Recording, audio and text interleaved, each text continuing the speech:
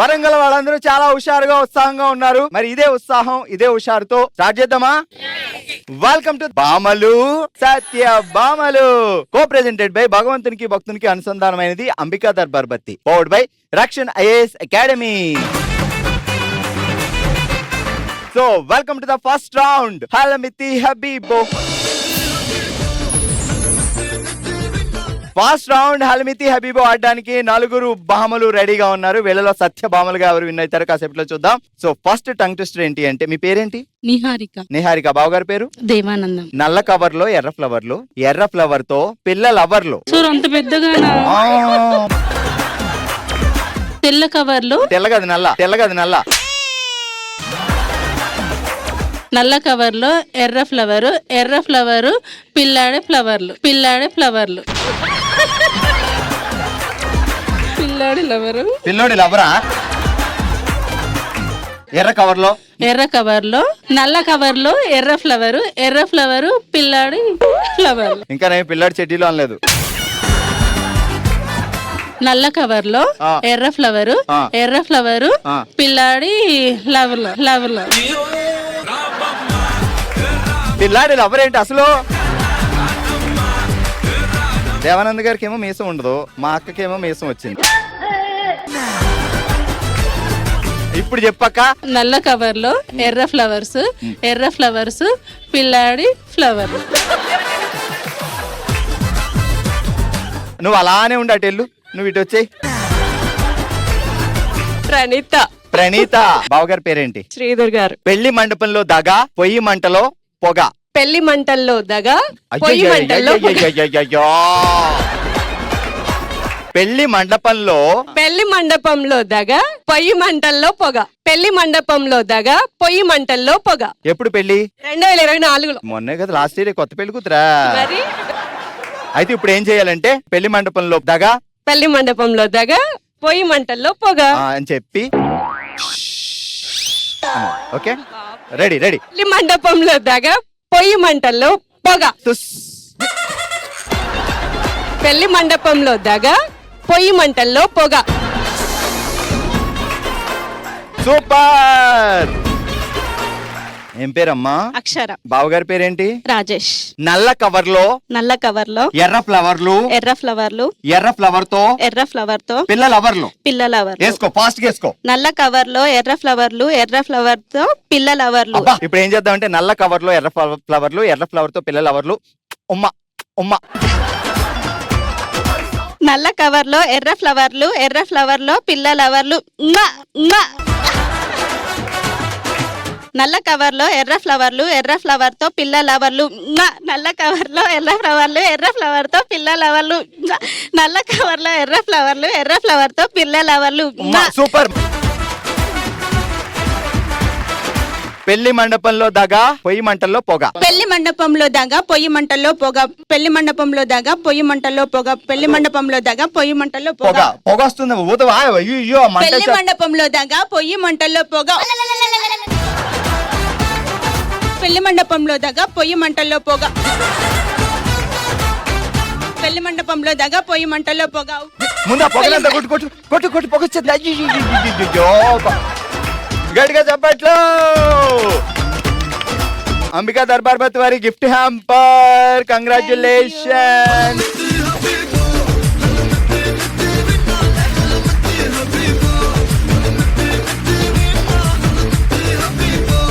ఇక్కడ ఉన్న వాళ్ళలో మీ పిల్లలు ఐఏఎస్ కానీ గ్రూప్ 1 ఎగ్జామ్స్ కానీ ప్రిపేర్ అవుతున్న వాళ్ళు ఎవరైనా ఉన్నారో ఒకసారి చేతులు ఎత్తండి. Oh good. Rakshan IAS academy, doctor Mamata Manganapalli గారు స్థాపించిన రక్షణ్ ఐఏఎస్ అకాడమీలో ఐఏఎస్ గ్రూప్ 1 ఎగ్జామ్స్ కి full length coaching, test series, personalized mentorship తో ఇవ్వడం జరుగుతుంది. Rakshan IAS academy, RTC cross road, Ashok Nagar, Hyderabad. ప్రతి ఒక్కరి జీవితంలో కొన్ని సంఘటనలు ఉంటాయి, మనతో షేర్ చేసుకోవడానికి, మన ఫ్యామిలీలో మాట్లాడుకోవడానికి మన ముందుకు వచ్చిన రౌండ్ ఆమె డైరీలో కొన్ని పేజీలు. తన జీవితంలో జరిగిన కొన్ని సంఘటనల్ని మనతో షేర్ చేసుకోవడానికి ఇప్పుడు మన ముందుకు వస్తున్నారు ఈ రేణుక గారు.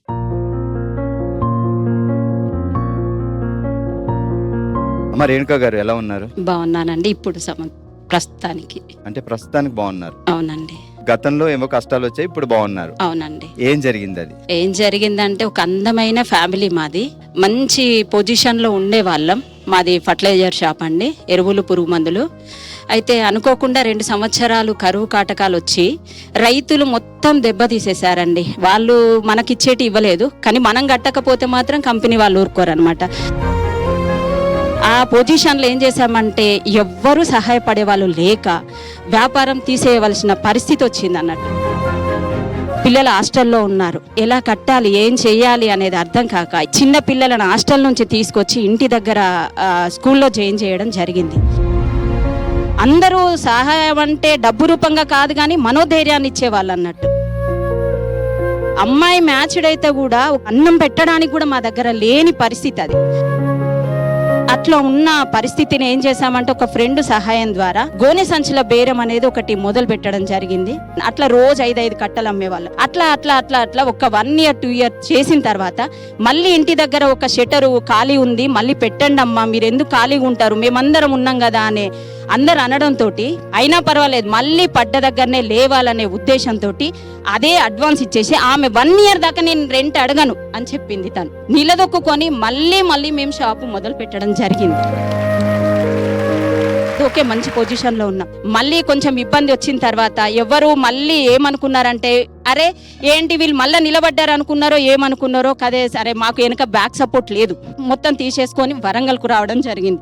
కానీ వచ్చే ముందు ఏం జరిగిందంటే అసలు 1 NP కూడా లేదు. మా సేటు మళ్ళీ వ్యాపారం చేయనని మా అన్నయ్య గారు వాళ్ళ దగ్గరనే గుమస్తాలాగా ఒక సేటు హోదాలాగా ఉండి మేము 4 జీతాలు ఇచ్చేవాళ్ళం, కానీ మేమే ఒకరి దగ్గర పనిచేసే పరిస్థితికి ఏర్పడింది. తనిచ్చే 7,000 రూపాయలతోటి పిల్లల ఫీజులు, అత్తయ్య వాళ్ళు, మేము బతకడం ఎంతో కష్టమైపోయింది.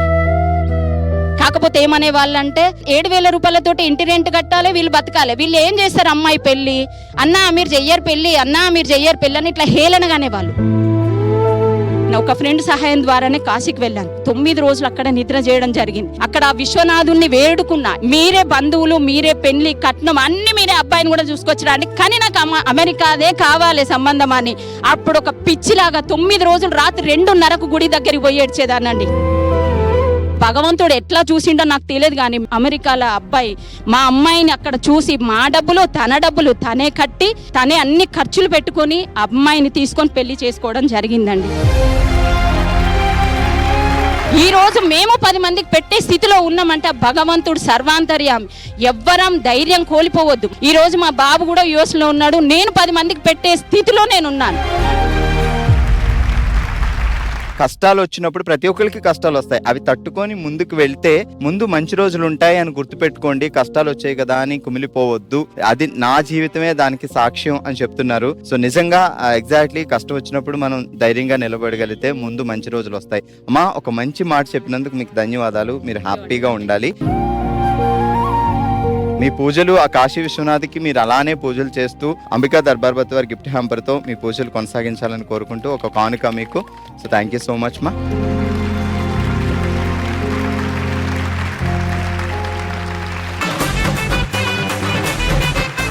మీకు ఒక సర్ప్రైజ్ ఏంటి అంటే జెమినీ టీవీలో రాత్రి 8:30 అయిందంటే చాలు మీరు ఎంతగా ప్రేమగా ఆదరిస్తున్న సీరియల్ కానిస్టేబుల్ మంజు. సో ఈ రోజు మన ఎపిసోడ్ సర్ప్రైజ్ ఏంటంటే కానిస్టేబుల్ మంజు నుంచి మంజు మన షోకి గెస్ట్ గా వస్తుంది. సో గట్టిగా చప్పట్లతో లెట్స్ వెల్కమ్ ఐశ్వర్య.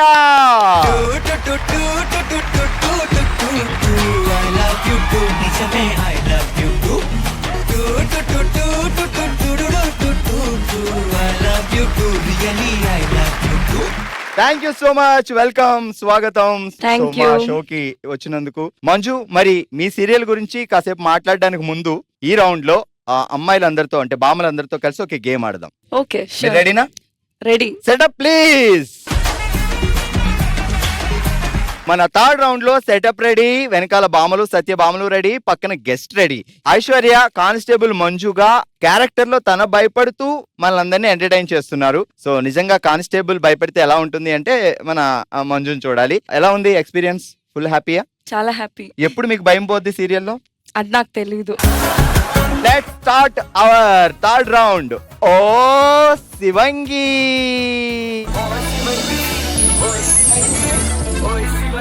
మంజు గారు చాలా సింపుల్ అండి. ఓకే ఇగో ఇది ఇలా పట్టుకోవాలి, ఈ ఓకే చేత్తో ఇలానే పట్టుకోవాలి. సో ఈ చేత్తో బాల్ తీసుకోవాలి, ఇలా వేసేయకూడదు. ఇగో ఇక్కడ దాకా పెట్టి అడిషం అని వేయాలి. అంటే నేను వేస్తే పడలేదు, మీరు వేస్తే పడద్ది. ఇగో ఇలా ట్రై చేయండి, ఇలా పెట్టుకోండి. సో ఇక్కడి నుంచి డిషం వేయాలి. దగ్గరలోకి వచ్చింది. సరే సార్, ఓ ఈసారి పక్క. ఓ ఒకేసారి 2 బాల్ పడ్డాయి. ఓకే, మీ పేరేంటండి? రజిత అండి. నెత్తి మీద పెట్టుకోండి. ఎవరు ఎక్కువ బాల్స్ వేస్తే వాళ్ళే winner. Ready, 30 seconds, your time starts now, go.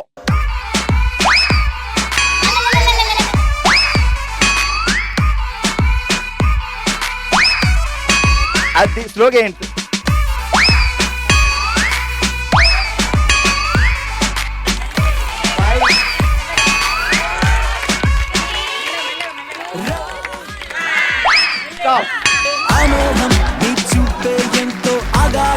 ఇరగదీసింది 2 గాజులు అమ్ముకున్నట్టు 2 బాల్స్ వేసింది. మీ పేరు? స్పందన. స్పందన లోపలే స్పందిస్తుంది. Ready, 3, 2, 1 start.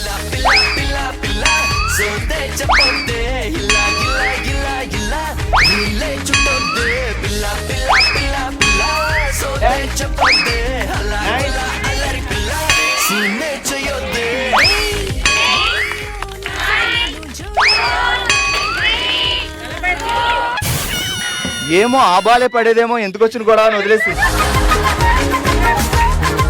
ఎలా సాధించావు ఈ విజయాన్ని?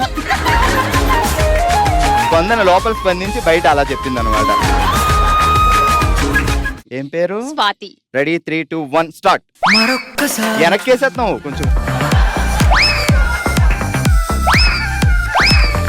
ఐశ్వర్యం తలుచుకోపోని.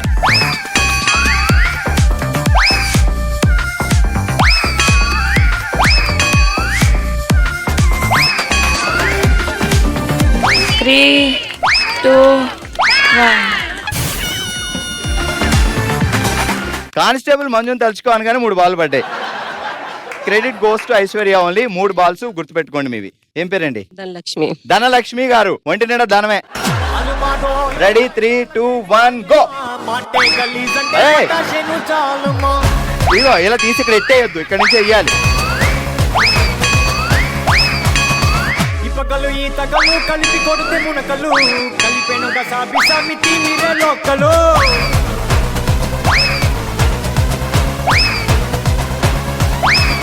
అబుకునా దుబుకునా గోలు కొట్ట గెంటనా ఉడుకునా భూగోళ ఎట్ట కొట్టే ఎంట. 1 తర్వాత వేసిన బాల్ తీస్తా. 3, 4, 5, 6, 7, 8. మీ పేరేంటి? శిరీష. నెత్తి మీద పెట్టుకో, అదే గిన్నె పెట్టుకో అని. Ready, 3, 2, 1 go.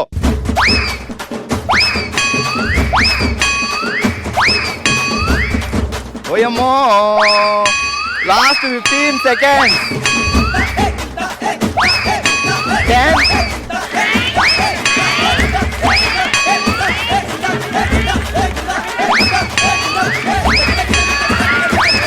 Stop. 3, 4, 5, 6, 7, 8, 9. మీ పేరండి? అరుణ అండి. అరుణ గారు. 3, 2, 1 గో.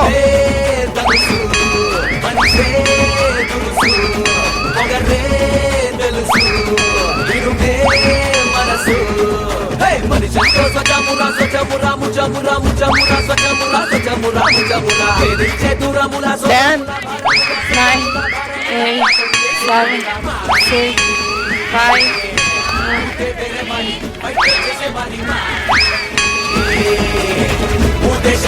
2, 3, 4, 5, 6, 7, 8, 9, 10, 11. సో అరుణ గారు ఎక్కువ బాల్స్ అందరికంటే వేసి గెలుచుకుంటున్నారు డిన్నర్ సెట్.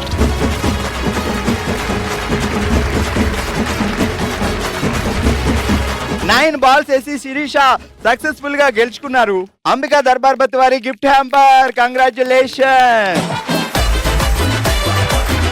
ధనలక్ష్మి గారు 8 బాల్స్ వేసి అంబికా దర్బార్ గిఫ్ట్ హ్యాంపర్ గెలుచుకున్నారు. కంగ్రాట్స్.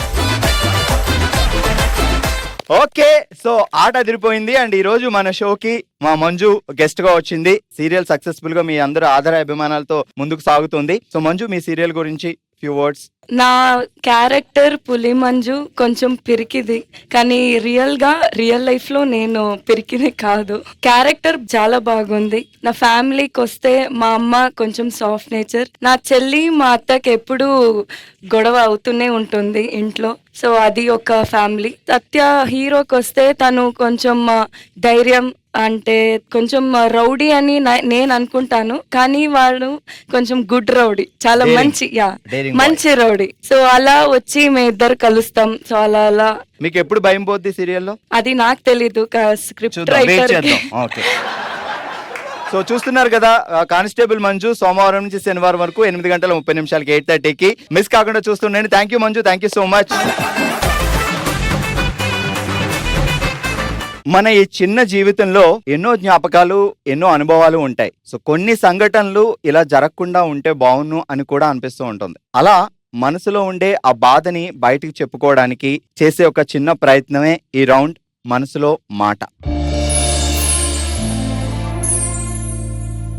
ఇప్పుడు తన జీవితంలో జరిగిన కొన్ని సంఘటనల్ని మనతో షేర్ చేసుకోవడానికి మన ముందుకు వస్తున్నారు బి సునీత గారు. ఎలా ఉన్నారు? ప్రస్తుతానికి చాలా బాగున్నాను. ఏం జరిగింది? మా బాబు 17 years, బీటెక్ ఫస్ట్ ఇయర్ అండి. వైజాగ్ అప్పుడు వాళ్ళకి ఒకటి క్లాస్ లేదు అని ముందు బీచ్కి వెళ్ళారు. బీచ్కి వెళ్ళినప్పుడు ఒక అమ్మాయి జారి పడుతుందంట. పడేట క్రమంలో వీళ్ళు 6 members ఉన్నారు. పడే అమ్మాయిని పట్టుకోవడానికి ఒకరి తర్వాత ఒకరు పట్టుకున్నారు. 6 members పోయారు. అందులో మా బాబు కూడా ఉన్నాడు. ఇంకో అమ్మాయికి హెల్ప్ చేయడానికి పోయినరు అని అంటుండ్రు, కానీ పేరెంట్స్ పిల్లలని చూడలేదు కావచ్చు, అందుకే వాళ్ళు అట్లా మిస్టేక్ చేశారు అని పేరెంట్స్ని కూడా అంటున్నారు. కానీ అది ఎవరి మిస్టేక్ అనేది భగవంతునికి తెలుసు. ఆ అమ్మాయి చనిపోయింది. ఈ పోయిన 5 members, 6 members చనిపోయారు ఒకటేసారి. ఒక అమ్మాయికి హెల్ప్ చేయాలనుకోవడం అసలు తప్పే కాదు. ఆ టైంలో తను చనిపోతాడని తనకు తెలియదు. సో ఆ పాపని ఎలాగైనా రక్షిద్దాం అనే ఒకరి తర్వాత ఒకరు. కానీ మీ కడుపు కోత, మీ పేగు తీపి. సో మీకు ఎంతమంది పిల్లలండి? ఒక పాప ఒక బాబు. బాబు మిస్టేక్ అయిపోయాడు. మాకు ఇదంతా తెలియకపోవు, ఇలాంటి పిల్లలు కాదు కదా, ఇలా మిస్టేక్ ఎట్లా అయింది అని అంటే, ఈ 6 members లో ఒక అబ్బాయి ఎలా అంటే బండను పట్టుకొని వేలాడుతుంటే అబ్బాయి దొరికాడు. ఆ అబ్బాయిని అడిగితే ఇదంతా చెప్పాడు. కానీ బై మిస్టేక్ ఏంది అని అంటే ఆయన హెల్త్ కూడా సహకరించగా నెక్స్ట్ ఇయర్ ఆయన కూడా చనిపోయాడు. సెంటెన్స్ మనకు ఫామ్ పంపించడానికే వాడిని బతికిచ్చాడు కావచ్చు అనుకుంటా నేనైతే. సో కళ్ళ ముందు చెట్టంత ఎదిగిన కొడుకు లేడు అని తలుచుకుంటేనే అసలు అంతకంటే బాధ ఉండదు. సో అలాంటి బాధను మీరు నెట్టుకొస్తూ మీరు కానీ మీ హస్బెండ్ కానీ ఎలా తట్టుకున్నారు? తెల్లారి ఇంకా చూసి శవం అనేది వాళ్ళు తీసుకొచ్చాక అప్పుడు అనుకున్నాను, నేను ఇంతే బాగున్నానా నీకు, నువ్వు నాకు బాకి లేవా.